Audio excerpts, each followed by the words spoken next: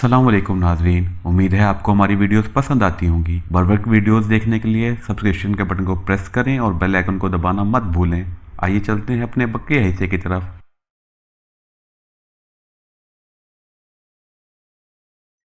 एक बात बताओ।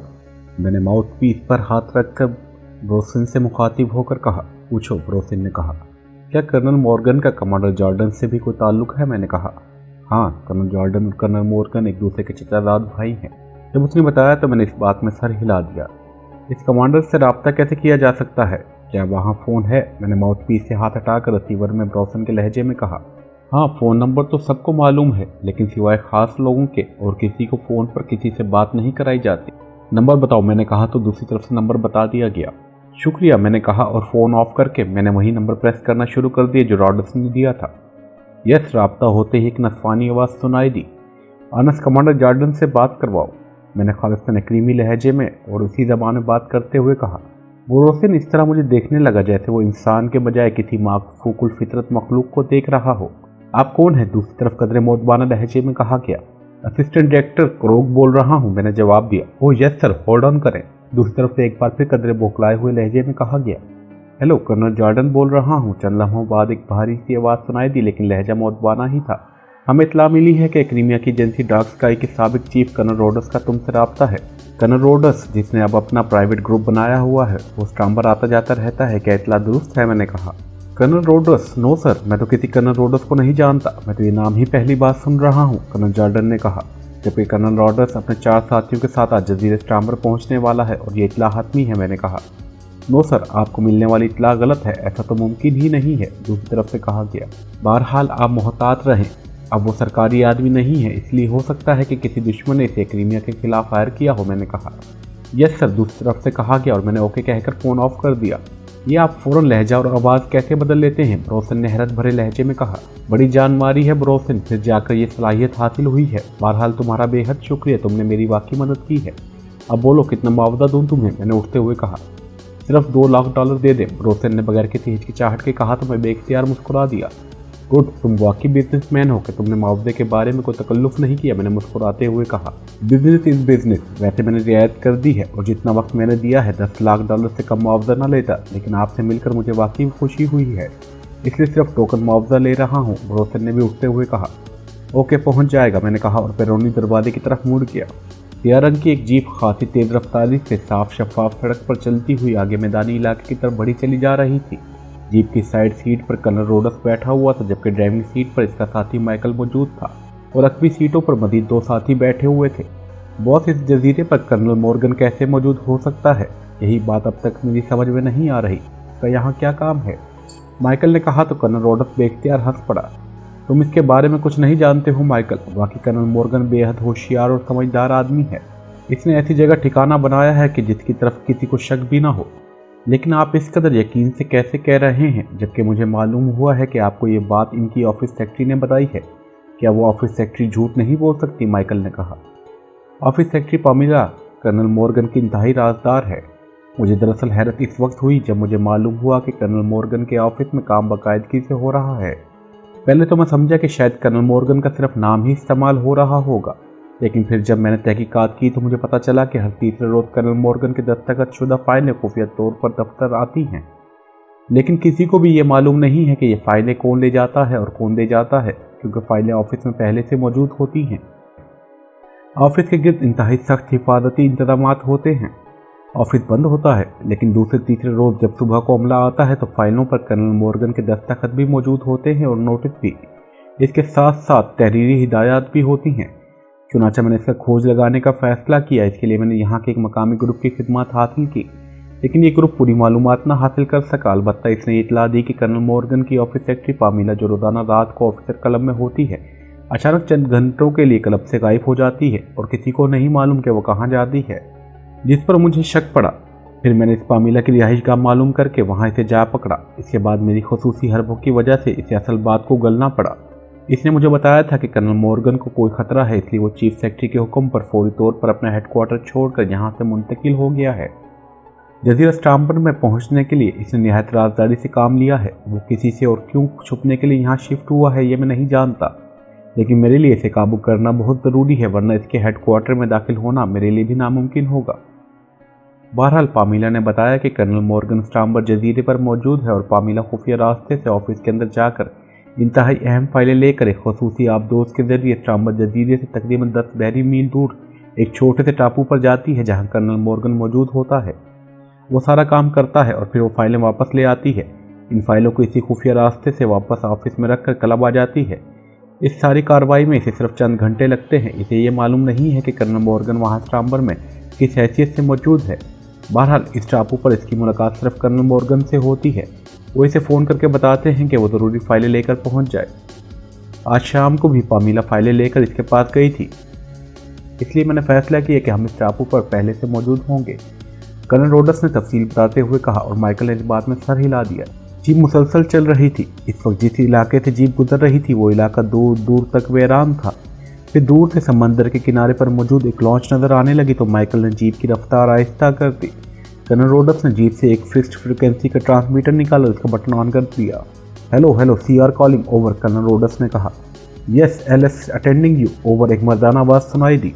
क्या रिपोर्ट है, कर्नल रोडस ने पूछा। ऑल इज क्लियर ओवर, दूसरी तरफ से कहा गया। Okay over and all, colonel Rhodes ने कहा और ट्रांसमीटर ऑफ करके इसने वापस जेब में डाल लिया। थोड़ी देर बाद जीप इस जगह पहुंच गई जहां लॉन्च मौजूद थी। किनारे पर 2 मकामी नौजवान खड़े थे। जीप रुकते ही कर्नल रोडस अपने साथियों समेत नीचे उतरा तो इन दोनों मकामी नौजवानों ने आगे बढ़कर कर्नल रोडस को बड़े मोहब्बाना अंदाज में सलाम किया। कर्नल रोडस और इसके साथी लॉन्च में सवार हो गए। दूसरे मकामी नौजवान ने लॉन्च के इंजन का कंट्रोल संभाल लिया और लॉन्च स्टार्ट होकर तेजी से समंदर में आगे बढ़ने लगी। कोस्ट गार्ड की चेकिंग तो नहीं होती, कर्नल रोडस ने एक मकामी नौजवान जिसका नाम लॉन्गमैन था इससे मुखातिब होकर कहा। ओ नहीं जनाब, इसका तो बंदोबस्त भी कर लिया गया है। आपको तो मालूम है हमारे पास कोई पहलू नज़रों से ओझल नहीं होने देते। लॉन्गमैन ने मुस्कुराते हुए जवाब दिया और कर्नल रोडस ने इस बात में सर हिला दिया। लॉन्च मुसलसल तकरीबन 3 घंटों तक समंदर में सफ़र करती रही थी। इन्हें दूर से एक छोटा सा जजीरा नजर आने लगा। इस जजीरे पर कोई इमारत भी है, कर्नल रोडस ने पूछा। वहाँ लकड़ी के 2 हट्स हैं जनाब, और बस, लॉन्गमैन ने जवाब दिया और कर्नल रोडस ने इस बात में सर हिला दिया। थोड़ी देर बाद लॉन्च जजीरे के करीब पहुंचकर रुक गई तो कर्नल रोडस लॉन्च से उतरकर जजीरे पर चढ़ गया। इसके पीछे इसके साथी भी जजीरे पर चढ़ गए। ओके अब तुम जाओ, जब मैं कॉल करूंगा फिर आना, कर्नल रोडस ने लॉन्गमैन से कहा और लॉन्गमैन ने सलाम करके लॉन्च मोड़ी और इसे वापस ले गया। कर्नल रोडस और इसके साथी उस वक्त तक वहीं खड़े रहे जब तक लॉन्च नजरों से गायब नहीं हो गई। फिर वो जजीरे के अंदरूनी तरफ को मुड़ गए। पहले पूरे जजीरे को चेक करो, कर्नल मॉर्गन की यहाँ आमद में अभी 2 घंटे बाकी हैं। इन 2 घंटों में हमने तमाम इंतजाम मुकम्मल करने हैं, कर्नल रोडस ने कहा। कैसे इंतजाम बॉस, माइकल ने हैरान होकर पूछा तो कर्नल रोडस बेख्तियार हंस पड़ा। तो तुम्हारा क्या ख्याल है कि कर्नल मॉर्गन यहाँ वैसे ही मुंह उठाए आ जाएगा? ऐसी बात नहीं, यकीनन इसके आदमी पहले यहाँ आएंगे और यहाँ की सूरत हाल देख कर ही इसे बुलाएंगे, और हो सकता है कि वो लोग यहाँ पहुँचने से पहले साइंस की आलात की मदद से यहाँ की चेकिंग भी करते हों, क्योंकि कर्नल मॉर्गन इंतहाई मोहतात फितरत का आदमी है, कर्नल रोडस ने जवाब दिया और माइकल ने इस बात में सर हिला दिया।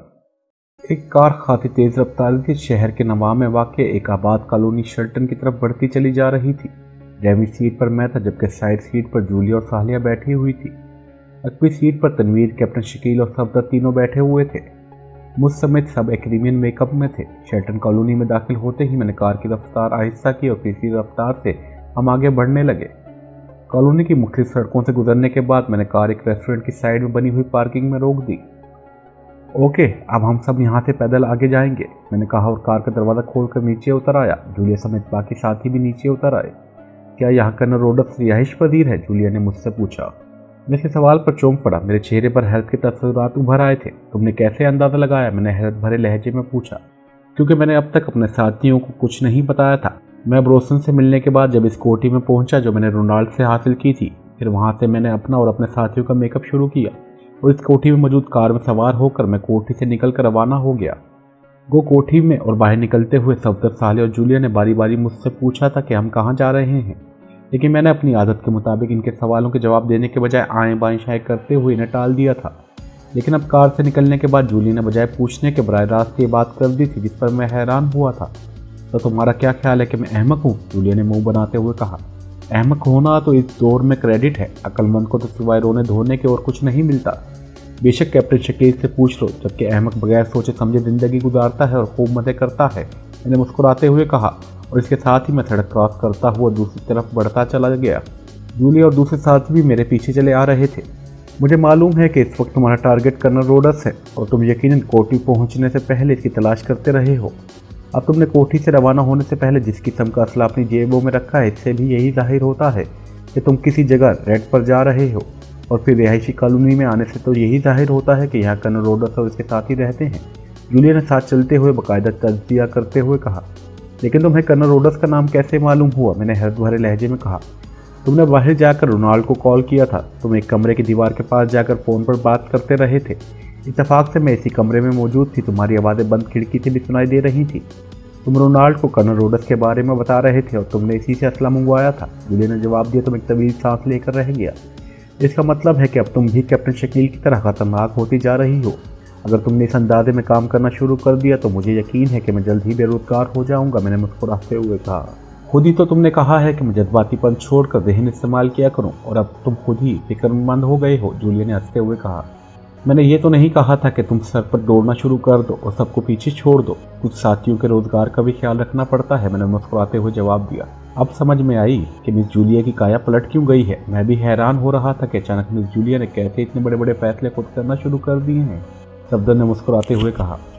बड़े फैसलों के साथ काश एक छोटा सा फैसला भी कर ले। मैंने बड़ी हसरत भरे लहजे में तवील सांस लेते हुए कहा। अब जज्बाती पर नहीं चलेगा, समझे? जूलिया ने फौरन ही जवाब दिया और सिवाय तनवीर के सब साथी हंस पड़े। इस वक्त हम कोठियों के दरमियानी सड़क पर चलते हुए आगे बढ़ते चले जा रहे थे और फिर एक मोड़ काट कर हम एक दरमियानी दर्जे की कोठी के सामने पहुंच गए जिसके स्टून पर 12 का हिस्सा दर्ज था। इस कोठी में कर्नल रोडस अपने साथियों समेत रहायश पजीर था। लेकिन इस वक्त या तो ये कोठी खाली हो गई थी या अंदर एक आदमी होगा, और अगर कोठी खाली हुई तो हमने इसकी तलाशी लेनी है, और अगर कोई आदमी हुआ तो फिर इससे भी पूछ करनी है। मैंने अपने साथियों से कहा और आगे बढ़कर मैंने कॉल बेल का बटन प्रेस कर दिया। चूंकि कोठी के दोनों बड़े और छोटे फाटक अंदर से बंद थे, इसलिए मुझे अंदाजा था कि कोई ना कोई आदमी जरूर होगा। वैसे ये भी हो सकता है कि अंदर से फाटक बंद करके अगली रास्ते से वो लोग बाहर चले गए हों, ताकि किसी को ये मालूम ना हो सके कि कोठी खाली है। इसलिए मैंने कॉल बेल का बटन प्रेस किया था कि अंदर कोई मौजूद हुआ तो जाहिर है बाहर आएगा, वरना ये समझा जाएगा कोठी का अंदर से बंद करके किसी अगली रास्ते को इस्तेमाल किया गया है। लेकिन थोड़ी देर बाद छोटा फाटक खुलने लगा तो मैं एकदम आगे बढ़ गया। फिर जैसे ही फाटक खुला एक क्रीमी नौजवान सामने आया तो मैं इसे धकेलता हुआ अंदर ले गया। फिर इससे पहले कि नौजवान अचानक आफ्ताब पर संभलता, मेरा बाजू बिजली की तेजी से घूमा। नौजवान की कनपटी पर मेरी मुड़ी हुई उंगली का हुक पूरी कुव्वत से पड़ा था। नौजवान चीखता हुआ उछल कर नीचे गिर पड़ा। इसी लम्हे मेरी लात हरकत में आई और नीचे गिरकर उठने वाली लाशोरी कोशिश करता हुआ नौजवान एक बार फिर कनपटी पर बूट की ठोकर खाकर नीचे गिरा और साख्त हो गया। इस दौरान मेरे दूसरे साथी भी अंदर आ गए। सफदर ने फाटक बंद कर दिया था। तनवीर और कैप्टन शकील, तुम दोनों अंदर चेक करो, कोई और तो नहीं है, मैंने कहा तो तनवीर और कैप्टन शकील तेजी से कोठी के अंदरूनी तरफ बढ़ते चले गए। सफदर, तुम इसे उठा लो, मेरा अंदाजा तो यही है कि कोठी में यह अकेला ही होगा, मैंने कहा तो सफदर ने सर हिलाते हुए आगे बढ़कर बेहोश पड़े हुए क्रीमी नौजवान को उठाकर कंधे पर लादा। फिर हम सब कोठी की तरफ बढ़ने लगे। जब हम पोर्च में पहुंचे तो तनवीर और कैप्टन शकील दोनों वापस आ गए। कोठी खाली है, तनवीर ने कहा। कोई तहखाना है यहाँ, मैंने कहा। हाँ, आखिरी कमरे से रास्ता तहखाने में जाता है, कैप्टन शकील ने कहा। तनवीर अकबी तरफ और कैप्टन शकील सामने की तरफ निगरानी करें। जूलिया और सफदर कोठी की तलाशी लेंगे। इस तलाशी के दौरान हमने ये मालूम करना है कि कर्नल रोडस और उसके साथियों को ऐसी क्या इतला मिली है कि इन्होंने एक्रीमन फौज के कब्जे में मौजूद जजीरा स्टाम्पर पर छापा मारने का प्रोग्राम बनाया है। जजीरा स्टाम्पर, सफदर ने चौंक कर पूछा। हाँ, मुझे इतला मिली है कि कर्नल रोडस का टारगेट जजीरा स्टाम्पर है। मैंने जो मालूमात हासिल की हैं इसके मुताबिक इस जजीरे पर इंतहाई जदीद मिसाइल स्टेशन मौजूद है। वहाँ एक्रीमियन फौज का मुकम्मल कब्जा और कंट्रोल है, और यही बात मेरे लिए उलझन का बायस बन गई है। कर्नल रोडस क्यों जजीरा स्टाम्पर जा रहा है? अलबत्ता ये मालूमात भी मिली है कि कर्नल रोडस कर्नल मॉर्गन के खिलाफ काम कर रहा है। कर्नल रोडस के बारे में मालूम हुआ है कि वो कर्नल मॉर्गन से बेहद नाला है, क्योंकि इसी कर्नल मॉर्गन की वजह से इसे एजेंसी से हटा दिया गया था और इसकी जगह कर्नल मॉर्गन को दे दी गई थी। कर्नल रोडस ने अपनी जगह और अपनी पोजीशन हासिल करने की हर मुमकिन कोशिश की थी और कई बार कर्नल मॉर्गन इसके हाथों मरने से बाल बाल बचा था। कर्नल रोडस की इन हरकतों से तंग आकर कर्नल मॉर्गन ने इस पर जानलेवा हमला कराया था, जिसके नतीजे में कर्नल रोडस की बीवी और उसकी 15 साल की एक बेटी हलाक हो गई थी। तब से कर्नल रोडस और इस कर्नल मॉर्गन में शदीद नफरत पाई जाती है। कर्नल रोडस खासकर से ढूंढता रहता है ताकि वो इससे अपनी बीवी और बेटी का इंतकाम ले सके। इसे जैसे ही कर्नल मॉर्गन के बारे में कोई इतला मिलती है वो अपना ग्रुप लेकर फौरन वहाँ पहुँच जाता है। अब जिस तरह से कर्नल रोडस अपने 4 साथियों और मखसूस असले के साथ जजीरा स्टाम्पर जा रहा है, इस पर मुझे शक हो रहा है कि कर्नल मॉर्गन वहाँ मौजूद न हो।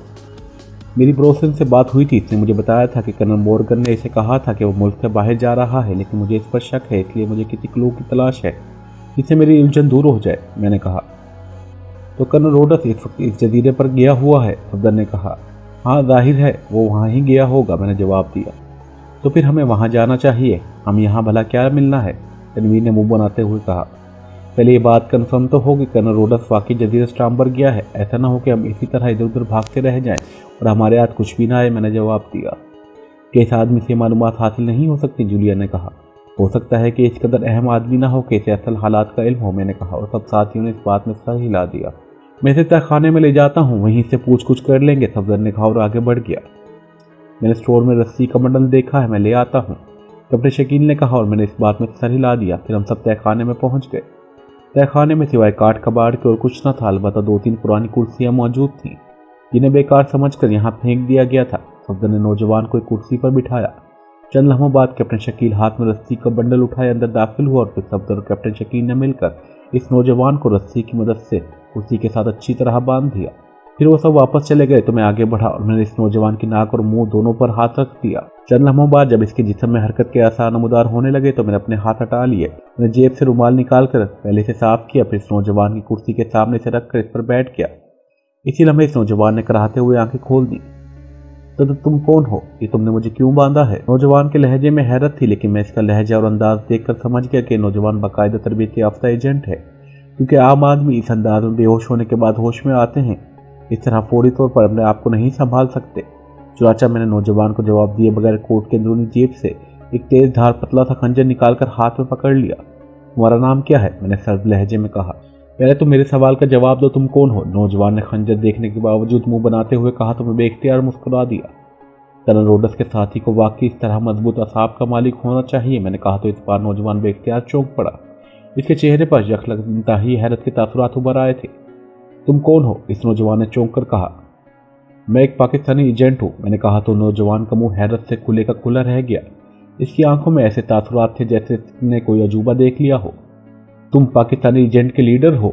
मगर नौजवान ने हैरत भरे लहजे में अटक कर कहा तो मैं बेख्तियार हंस पड़ा। मैंने तुम्हें इसलिए अपना आप बता दिया था कि ताकि तुम्हें मालूम हो जाए कि तुम किसके सामने बैठे हो। अब मेरी बात गौर से सुनो। मुझे मालूम है कि तुम्हारा बॉस कर्नल रोडस अपने साथियों के साथ जजीरा स्टाम्बर गया हुआ है, जबकि मुझे ये भी मालूम है कि जजीरा स्टाम्बर एक क्रीमिनल फौज के कब्जे और तहवील में है। मैं तुमसे सिर्फ ये मालूम करना चाहता हूँ कि कर्नल रोडस वहाँ क्यों गया है। मैंने इस बार संजीदा लहजे में कहा। मुझे नहीं मालूम, मैं तो सिर्फ इनके साथियों और उनके मुलाजिम के तौर पर काम करता हूँ। मुझे तो ये भी नहीं मालूम कि वो किसी जजीरे पर गए हैं या नहीं, क्योंकि जाहिर है मुलाजिम को ये बातें कोई नहीं बताता, नौजवान ने कहा। फिर तुम मेरे बारे में सुनकर क्यों चौंके थे? मैंने कहा। इसलिए कि कर्नल रोडस और इसके साथियों के दरमियान तुम्हारा जिक्र अक्सर होता रहता है, नौजवान ने जवाब दिया। तुम्हारा नाम क्या है? मैंने पूछा। मेरा नाम फोशर है, नौजवान ने जवाब दिया। जब मैंने तुम्हें अपने आप बता दिया है तो तुम्हें कम से कम ये बात समझ जानी चाहिए थी कि मेरे अंदर इतनी अकल मौजूद है कि मैं आम मुलाजिम और ट्रेंड एजेंट के दरमियान फ़र्क महसूस कर सकता हूँ, मैंने मुंह बनाते हुए कहा। मैं सच कह रहा हूँ, फोशर ने कहा। ओके, मैंने कहा और इसके साथ ही मेरा दायां हाथ हरकत में आया जिसमें खंजर मौजूद था और दूसरे लम्हे फोशर के हलक से निकलने वाली चीख से तहखाना गूंज उठा। इसका एक नथना आधे से ज़्यादा कट चुका। चीख की गूंज अभी ख़त्म नहीं हुई थी कि मेरा हाथ एक बार फिर हरकत में आया और फोशर का दूसरा नथना भी कट गया। फोशर के हलक से अब मुसलसल पे दर पे चीखें निकल रही थी। वो तेजी से दाएं बाएं सर मार रहा था, लेकिन मैंने बड़े इत्मीनान से इसके लिबास से खंजर पर लगे हुए खून को साफ किया और खंजर को वापस कोट के अंदरूनी हिस्से में बनी हुई खसूसी जेब में डाल लिया। और वह पानी, फोशर ने अपने आप को संभालते हुए पानी की फरमाइश की। नहीं फोशर, मैं सिर्फ एक बार मौका देता हूँ और तुमने वो मौका अपनी हिमाकत से ज़ाया कर दिया है, इसलिए अब इस वक्त तक तुम्हें कुछ नहीं मिलेगा जब तक तुम सच नहीं उगल दोगे, मैंने सर्द लहजे में कहा। पानी दो, फॉर गॉड सेक पानी, फोशर ने डूबते हुए लहजे में कहा और इसके साथ ही गर्दन एक तरफ ढलक गई। इसी लम्हे साले और सफदर अंदर दाखिल हुए। साहब, तलाशी में कोई चीज़ नहीं मिली है, यहाँ सिवाय असला और लिबास के कुछ नहीं है, सफदर ने कहा। पानी की बोतल ले आओ, मैंने कहा और सफदर वापस मुड़ गया। कुछ बताया इसने? साले ने एक कुर्सी उठाकर मेरे साथ रखते हुए कहा। नहीं, अब बताएगा, ये ट्रेंड आदमी है, मैंने कहा और इसके साथ ही मैंने जेब से रुमाल निकाल कर साले की तरफ बढ़ा दिया, जो कुर्सी साफ करने के लिए इधर उधर किसी कपड़े को तलाश कर रही थी। साले ने रुमाल लिया और इससे कुर्सी साफ करके वो इस पर बैठ गई। इसी लम्हे सफदर अंदर दाखिल हुआ। इसके हाथ में पानी की बोतल थी। इसके सर पर पानी डालकर इसे होश में ले आओ, फिर इससे पानी पिलाओ, मैंने सफदर से कहा और सफदर सर हिलाता हुआ आगे बढ़ा। इसने बोतल में मौजूद आधा पानी फोशर के सर पर उंडेला तो फोशर कराहते हुए होश में आ गया। सफदर ने बोतल इसके मुंह से लगा दी और फोशर प्यासे ऊंट की तरह गटागट पानी पीने लगा। जब बोतल खाली हो गई तो सफदर ने इसे हटा लिया। मैं बाहर जा रहा हूँ, सफदर ने खाली बोतल एक तरफ फेंकते हुए कहा और मैंने इस बात में सर हिला दिया। फोशर का तकलीफ की शिद्दत से बिगड़ा हुआ चेहरा अब काफी हद तक नॉर्मल हो चुका था और इसके नथनों से रिसने वाला खून भी अब रिसना बंद हो गया था। अब तुम खुद ही सब कुछ बताओगे, क्योंकि जो अदाब तुम भुगतोगे इसका शायद तुम्हें इससे पहले कभी तजर्बा भी नहीं हुआ होगा, मैंने सर्द लहजे में कहा और मुड़ी हुई उंगली का हुक मैंने फोशर की पेशानी के दरमियान उभरने वाली रग पर दे मारा। फोशर के हलक से फलक शगाफ चीख निकली और इसका बंधा हुआ जिस्म बेख्तियार कांपने लग गया। इसका चेहरा तकलीफ की शिद्दत से बिगड़ता गया था। ये तो इब्तदा है फोशर, दूसरी तरफ ने तुम्हारी रूह को भी जख्मी कर देना है, मैंने इसी तरह सर्द लहजे में कहा और फिर अपना हाथ उठाया। मम्मा मैं सच कह रहा हूँ, फोशर के मुंह से टूट टूट कर अल्फाज निकले। मैंने दूसरी तरफ लगा दी और इस बार फोशर का मुंह जरूर खुला, लेकिन बेपनाह तकलीफ की वजह से इसके मुंह से आवाज़ तक न निकल सकी। इसकी आंखें उबलकर बाहर आ गई थी और जिस्म ढीला सा पड़ गया था। चंद लम्हों बाद इसके मुंह से इस तरह सांस निकला जैसे ढोल फटता है और इसके साथ ही इसके हलक से बेख्तियार एक कर्बनाक चीख निकली और उसके चेहरे पर पसीने आबशार की तरह बहने लगा। कुछ पता चला कि तकलीफ किसे कहते हैं। अब खुद ही अंदाजा कर लो कि तीसरी और चौथी ज़रब पर क्या हाल होगा, मैंने सर्द लहजे में कहा। मम्मा मत मारो, ये होलनाक आदाब है, मत मारो मम्मा, मैं बताता हूँ। वो जजीरे पर गए हैं, फॉर गॉड सेक वो जजीरे पर गए हैं। मेरा फिक्रा मुकम्मल होते ही फोशर के मुंह से ऐसे अल्फाज निकले जैसे खुद ब खुद जबान से फिसल फिसल कर बाहर आ रहे हों। इसकी आंखें इसी तरह फटी हुई थी और चेहरा बुरी तरह से बिगड़ा हुआ था। सालिया पानी ले आओ, मैंने सालिया से कहा तो सालिया तेजी से उठी और दरवाजे की तरफ बढ़ गई, क्योंकि इसने भी महसूस कर लिया था कि अगर फौरी तौर पर इस आदमी को पानी ना पिलाया गया तो ये मर भी सकता है। और फिर इसकी वापसी भी इसी तरह तेजी से हुई थी। इसने जल्दी से पानी की बोतल का मुंह खोलकर बोतल फोशर के मुंह से लगा दी और फोशर के हलक से पानी तेजी से उतरने लग गया। जब कुछ पानी इसके हलक से नीचे उतर गया तो साले ने बोतल हटा ली और बाकी पानी के चेहरे पर उछाल दिया। फोशर का बुरी तरह बिगड़ा हुआ चेहरा कदम नॉर्मल होने लग गया, इसका सांस भी हमवार होता चला गया। देखो फोशर, तुम्हें कम से कम इतना एहसास तो हो गया होगा कि हम बगैर असल बात मालूम किए यहाँ से वापस नहीं जाएंगे। और मैंने तुम्हें इसलिए अपने आप बताया था ताकि तुम्हें मालूम हो जाए कि मुझ जैसा आदमी ख्वामख्वाह किसी को तकलीफ में मुब्तला करने और हलाक करने का ख्वाहिशमंद नहीं होता। लेकिन तुम्हें अपने असाब पर भरोसा था, इसका असर तुमने देख लिया है। अभी भी तुम्हारे पास वक्त है, अगर तुम सच सच बता दो तो हम तुम्हें जिंदा छोड़कर चले जाएंगे। अलबत्ता इस तरह बंधे रहोगे, जाहिर है कि कर्नल रोडक जब वापस आएगा तो वो तुम्हें खोल देगा और तुम इससे कह सकते हो कि तुमने तशद्दुद बर्दाश्त कर लिया लेकिन बताया कुछ नहीं, मैंने सर्द लहजे में कहा था।